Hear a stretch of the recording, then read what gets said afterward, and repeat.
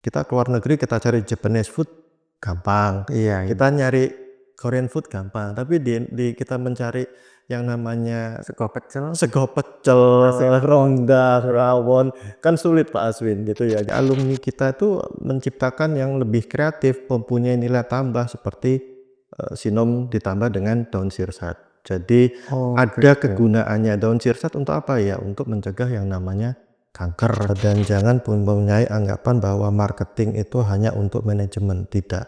Tapi juga bagaimana marketing itu ada di dalam diri kita sendiri. Mereka itu cuman butuh trigger Butuh para mahasiswa itu, karena butuh trigger dan Iya. mohon maaf Pak Aswin, butuh trigger dan mereka itu terkadang kurang pede. Yes. Intense session with Direktur Direktorat Humas Universitas Adibuana Surabaya, Pak Made Bagus.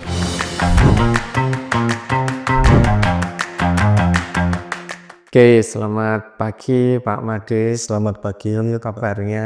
Pak Aswin, selamat pagi, kabar sehat Pak. Oke, sama-sama Pak. Semangat, Semangat ya Pak. tetap semangat. Oke, seperti slogan tagline-nya Adibuana, semangat pagi. Oke, semangat pagi Pak Masih kalau Semangat gitu ya pagi. posisinya. Siap. Oke, terima kasih atas kehadirannya. Ya. Hari ini kita ngobrol santai terkait dengan kreatif ekonomi nih, statement terkait dengan kreatif ekonomi. Ya. Menurut Pak Made terkait dengan statement kreatif ekonomi ini bagaimana? Iya, terima kasih Pak Aswin. Jadi memang sekarang itu kreatif ekonomi itu memang sedang booming ya Pak ya. Jadi kalau saya berbicara dari sisi dunia pendidikan, memang saat ini para mahasiswa atau remaja gitu ya, itu memang tidak hanya bisa mengandalkan dari sisi ijazah saja menurut saya. Jadi memang dituntut untuk lebih bagaimana mereka lebih kreatif, bagaimana mereka lebih inovatif dalam menghadapi tantangan yang ada, Pak Aswin. Iya. Apalagi saat ini seperti yang kita tahu tantangannya begitu berat gitu ya. Apalagi ditambah lagi dengan yang ada di luar gitu ya, perang yang ada di luar. Nah, kembali ke kreatif ekonomi, sebenarnya memang saat ini para mahasiswa ataupun masyarakat di Indonesia memang sudah mempunyai semacam paradigma untuk lebih kreatif dalam dari sisi semua kehidupan lah, termasuk dari sisi ekonominya, seperti itu. Iya, iya. Seperti halnya contohnya produk. Zaman dulu mungkin seperti halnya pasta gigi gitu ya Pak ya. Itu cuman satu gitu posisinya. Kalau sekarang itu ada yang buat orang tua, ada yang buat gigi sensitif, ada yang buat anak muda, begitu ya Pak. Ya, Begitu seperti itu. sampo, seperti itu ya. Mungkin juga dengan menciptakan misal kalau dulu contoh yang ada di kampus kami ya, misalkan kalau mungkin Pak Aswin tahu yang namanya Sinom ya. Oh iya, Surabaya. Ya. Nah, di alumni kita itu menciptakan yang lebih kreatif, mempunyai nilai tambah seperti Sinom ditambah dengan daun sirsat. Jadi ada kegunaannya daun sirsat untuk apa ya? Untuk mencegah yang namanya kanker, salah satunya seperti itu ya. Jadi semakin banyak produk yang dihasilkan oleh masyarakat itu sendiri, seperti itu Pak. Oke, ya betul. Ya, gitu. Jadi sebetulnya memang kalau dieksplor lebih dalam lagi, hasil bumi atau hasil tradisional di Indonesia ini sangat banyak yang punya potensi untuk diangkat, begitu ya Pak? Iya, sangat. Jadi harusnya kita ini bisa go global juga. Makanya dengan statement kreatif ekonomi itu kita kan bagaimana mengoptimize dalam potensi yang kita punya untuk create pasar di global. Contohnya rendang, tempe, dan lain sebagainya. Sekarang kan sudah mulai mendunia nih Pak. Iya, betul. Kita nggak boleh kalah dengan K-pop dan Japan culture seperti itu ya posisinya. Nah terutama khusus F&B itu kan juga potensi untuk tersekat gitu posisinya. Ya, jadi memang sebenarnya masyarakat di Indonesia itu kita itu sebenarnya tidak kalah dengan yang tadi Pak Aswin bilang seperti K-pop ya, dengan produk dari Korea, dengan produk dari Jepang gitu ya. Hanya saja mungkin perlu bantuan dari pemerintah terutama untuk membranding produk-produk lokal sebenarnya menurut saya. Jadi ada campur tangan dari pemerintah untuk membantu produk-produk lokal ini ke luar gitu. Oke. Kalau kita lihat seperti Korean food gitu kan semua orang udah tahu mau ramyeon, mau kimchi dan sebagainya gitu. Kita keluar negeri kita cari Japanese food gampang. Kita nyari Korean food gampang, tapi di kita mencari yang namanya sego pecel, rongga, rawon kan sulit Pak Aswin gitu ya. Jadi mungkin ya perlu bantuan dari pemerintah juga untuk yang namanya membranding produk-produk kita seperti itu dan juga produk-produk kreatif dari Indonesia itu sendiri. Nah, dengan adanya kreatif marketing series ini Pak, harapan kita tidak hanya mengandalkan government di sini. Kan sebetulnya siklus yang sustain itu bagaimana integrasi kerjasama antara government, akademik dan industri itu terjalin dengan baik Pak. Nah, harapan kami dengan adanya kreatif marketing series ini tujuannya ke arah sana Pak. Iya. Karena banyak sekali potensi-potensi dalam negeri atau Indonesia ini yang patut kita angkat Pak. Dimulai dari pendidikan. Dari pendidikan itu kita juga mengencourage atau mendorong teman-teman mahasiswa, anak-anak mahasiswa ini untuk mengetahui potensi gitu. Jangan mendewakan produk-produk luar negeri. Nah, sebetulnya produk kita ini banyak, terutama khususnya contohnya pariwisata gitu Pak. Setuju. Seperti itu. Jadi kan saya juga melihat sepak terjangnya Pak Made ini juga sangat banyak mendorong anak didik atau mahasiswa itu untuk berkreasi secara kreatif dengan ajang marketing competition dan UMKM, pendampingan UMKM dan lain sebagainya begitu kan. Ya, jadi memang kalau tadi Pak Aswin menyampaikan ya memang saya berusaha untuk menjadikan mahasiswa kami itu untuk berpikir kreatif. Dan jangan mempunyai anggapan bahwa marketing itu hanya untuk manajemen, tidak. Tapi juga bagaimana marketing itu ada di dalam diri kita sendiri, entah itu mulai dari bangun tidur sampai kita tidur lagi itu ya kita melakukan marketing. Nah, jadi saya ingin para mahasiswa saya gitu ya, ketika mereka terutama di mata kuliah kewirausahaan gitu ya atau entrepreneur, memikirkan bagaimana mereka menciptakan sesuatu yang inovatif. Sesuatu yang inovatif dan kekinian. Dan mereka harus menciptakan sebuah produk yang itu tercipta karena ada masalah. Problem solver. Problem solver begitu. Jadi jangan sampai mereka itu hanya meniru dari produk yang sudah ada gitu. Meniru silahkan, tapi paling tidak ada sisi modifikasinya seperti itu. Jadi alhamdulillahnya ya banyak mahasiswa yang memiliki ide-ide yang cukup kreatif saya. Dan ya tadi yang seperti Pak Aswin bilang tidak hanya dari pemerintah, iya betul, dan mereka itu mencari akhirnya membentuk seperti jejaring sendiri antar alumni gitu ya, alumni dengan perusahaan yang ada dan lain sebagainya seperti itu Pak Aswin. Sebetulnya kita ini fungsinya sebagai trigger kan Pak. Mereka itu cuma butuh trigger para mahasiswa itu. Butuh trigger dan Pak Aswin, butuh trigger dan mereka itu terkadang kurang pede. Yes. Kurang pede. Jadi kita sebagai pendidik itu berusaha untuk membangkitkan rasa percaya dirinya mereka sih. Iya, betul. Itu yang paling penting. Betul. Intinya, secara, analogi kita hanya perlu mendorong mereka untuk mencapai potensi terbaiknya. Iya, betul.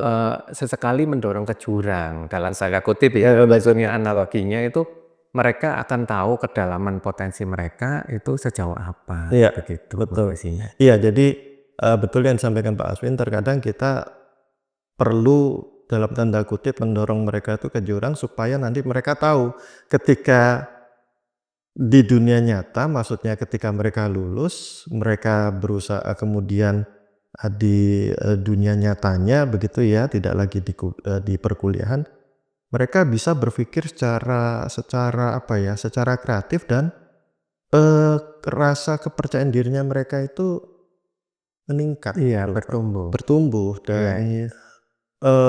dan mereka tidak biasanya kami itu di kampus itu, lebih kepada bagaimana supaya mahasiswa ini tidak hanya, tangan di seperti ini. Iya, betul. Jadi bagaimana mereka bisa memberi. Yes. Nah, itu jauh lebih elegan, jauh lebih baik daripada kita seperti ini. Yes, betul, Pak. Itu sih. Iya, karena, zaman kita dulu mungkin era industrialisasi Iya, ya, betul. yang notabene mencetak para mahasiswa itu menjadi karyawan. Tetapi era saat ini tuntutannya itu semakin, dinamis, sehingga, orientasinya lebih ke arah bagaimana mencetak para entrepreneur gitu kan, Pak, ya. Betul. Karena memang, sudah tahu sendiri bagaimana era deindustrialisasi itu, secara, perlahan itu semakin nyata, Nyata. terkait dengan digantikannya human oleh mesin gitu ya posisinya. Nah, bagaimana kita ini, dituntut untuk berpikir kreatif Iya. supaya bisa survive in the future dan, menjadi entrepreneur itu tadi, Iya. gitu ya, Pak, ya? Iya, betul. Jadi, sekarang itu mungkin Pak Aswin kalau dulu kita ya dinilai dari sisi IPK gitu ya. Oh iya, betul. Zaman kita dulu ya seperti itu ya, Pak, ya. Tapi kalau sekarang ini kan, IPK nggak pengaruh sebenarnya. Iya. Maksud saya ada pengaruhnya tapi kan sedikit. Betul, iya. Yang paling penting adalah bagaimana kita mempunyai pemikiran yang kreatif, sehingga ketika kita mempunyai pemikiran yang kreatif, ya itu bisa berguna bagi mereka di dunia nyata, seperti itu. Iya. Maksudnya, bukan lagi di dunia kuliah, tapi di dunia pekerjaan seperti itu, ataupun ketika menjadi seorang, entrepreneur gitu. Dan anggapan bahwa masih banyak anggapan dari para mahasiswa itu ketika ingin membuat sebuah usaha itu mereka butuh dana yang besar. Iya. Begitu.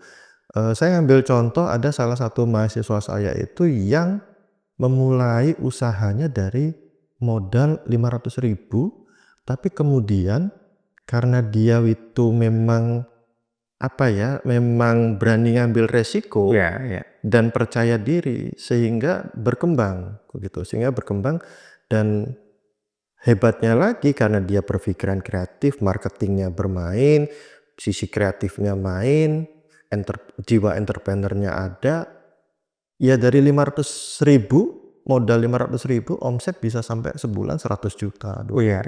Iya. Nah, itu yang dibutuhkan. Betul. Nah, berarti kan apa yang di-develop Pak Made di dalam kampus, salah satunya contohnya tadi bagaimana membuat para mahasiswa ini pede. Betul. Otomatis kan menghadirkan para praktisi itu sendiri ke dalam kampus ya, Pak, ya. Jadi, mereka terbiasa dengan environment entrepreneur begitu ya posisinya. Dan itu kan dilakukan Pak Made ya, entah itu workshop, seminar, ataupun, company visit kan gitu ya Pak Iya, Made ya? betul, dan magang. Ya magang gitu ya. Nah itu, bagaimana Pak di awal-awal tantangannya, bagaimana developing, kedinamisan itu ke dalam kampus begitu Iya. posisinya? Iya, Pak. Memang dunia pendidikan ini kan stakeholder-nya itu kan ya termasuk perusahaan, kemudian praktisi dan lain sebagainya. Di awal-awal itu memang untuk mendevelop itu ya apa ya, banyak sekali tantangannya, banyak sekali hambatannya. Tapi sekali lagi bagaimana kita itu berpikir kreatif gimana caranya supaya industri itu juga melirik, praktisi juga melirik ke kampus gitu ya, ke kampus kami gitu ya. Nah untuk itu makanya saya masih ingat itu di tahun 2017 atau 18 kalau tidak salah, itu awal pertama kali saya berusaha untuk membuat satu event yang saya ngomong ke mahasiswa, tolong cari, Anda jangan berpangku tangan atau mengandalkan bantuan dari kampus. Coba Anda cari bantuan itu dari entah itu sponsor, entah itu apapun itu. Dan alhamdulillah ya puji Tuhannya itu mahasiswa ketika saya menantang seperti itu, mereka mau, kemudian terciptalah yang namanya waktu itu Fakultas Ekonomi D dan Expo. Jadi dalam satu hari itu ada seminar, ada workshop, ada bazar. Nah, berkembang akhirnya saya mencoba untuk bekerja sama dengan salah satu produk, salah satu brand gitu ya. Coba kami ikutkan untuk lomba ya seperti yang tadi saya sampaikan, yang mahasiswa itu kadang nggak pede. Pedenya itu yang membangun rasa pedenya mereka tuh harus dari kita, bantuan seorang dosen begitu. Saya sampaikan bahwa Anda tuh kreatif, inovasinya Anda tuh banyak, Anda harus punya rasa percaya diri yang tinggi. Kami ikutkan lomba, kami ikutkan, ya alhamdulillahnya Tuhannya itu ya akhirnya mereka mendapat juara 2, juara 1 dan lain sebagainya. Jadi menumbuhkan rasa percaya dirinya mereka tuh Aswin yang paling penting itu. Jadi kesimpulannya kan beri mereka opportunity, kan? Beri mereka opportunity dan kesempatan sehingga terciptalah jam terbang. Betul. Seperti itu. Oke. Last but not least ya Pak Made, ini saya akan menanyakan tentang ada statement terkait dengan melansir dari situs World Population Review, rata-rata IQ orang Indonesia pada tahun 2024 adalah 78,40. Bagaimana menurut opini Pak Made? Itu apa Pak tadi? IQ-nya ya? IQ-nya, ya menurut website itu tersebut ya.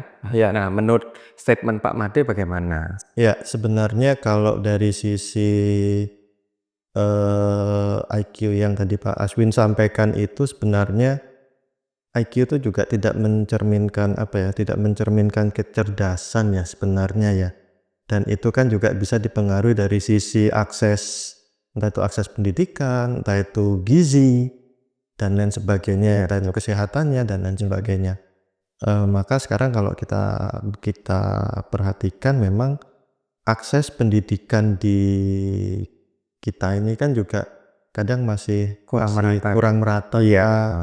Gizi juga masih ya mungkin sekarang pemerintah mengadakan makan gizi gratis, yaitu salah satu tujuan yang baik dari pemerintah. Maka sebenarnya sekali lagi IQ itu kalau menurut saya bukan mencerminkan dari sisi kecerdasan suatu anak sih. Karena saya yakin kok masyarakat Indonesia terutama yang remaja itu punya sisi kreativitas yang tinggi. Betul. Punya sisi inovasi yang tinggi gitu ya. Contoh aja kayak mahasiswa saya gitu ya. Mahasiswa saya sebenarnya ada satu mahasiswa yang ya secara IPK nggak meyakinkan gitu ya.